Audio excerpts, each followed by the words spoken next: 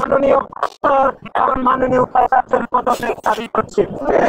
এবং একই সাথে আপনারা দেখেছেন এই অন্তর্বর্তীকালীন সরকার দায়িত্ব নেওয়ার পর থেকে আইন শৃঙ্খলার চরমভাবে অবনতি হচ্ছে।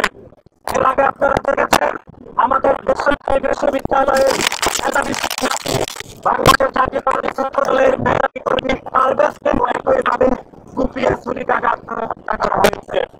সুতরাং আমরা মনে করি এই অন্তর্বর্তীকালীন সরকারও আইন শৃঙ্খলা রক্ষা করতে চরমভাবে ব্যর্থ হয়েছে। সেজন্য আমরা এই অন্তর্বর্তীকালীন সরকারের স্বরাষ্ট্র উপদেষ্টার পদত্যাগ দাবি করছি। আপনারা দেখেছেন বাংলাদেশ জাতীয়তাবাদী ছাত্র দল দীর্ঘ ৫ দশকেরও বেশি সময় ধরে এদেশের শিক্ষার্থীদের অধিকার আদায়ের জন্য গণতান্ত্রিক আন্দোলনে আমরা অবশ্যই সংগ্রাম করেছি। এবং এবং আগস্টে বাংলাদেশের একমাত্র ছাত্র সংগঠন হিসাবে বাংলাদেশ জাতীয়তাবাদী ছাত্র দলের ১০০-র অধিক নেতাকর্মী এই জুলাই এবং আগস্টে যারা শহীদ হয়েছেন।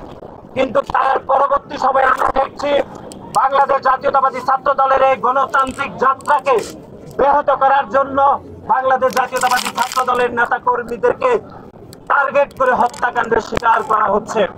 এবং গতকাল যে সাম্যকে হত্যা করা হয়েছে, রায় বেসরকারি বিশ্ববিদ্যালয় ছাত্র দলের পারভেজকে হত্যা করা হয়েছে, দুইটি হত্যাকাণ্ডের ধরন কিন্তু একই, যে ছুরিকাঘাত করে তাকে হত্যা করা হয়েছে।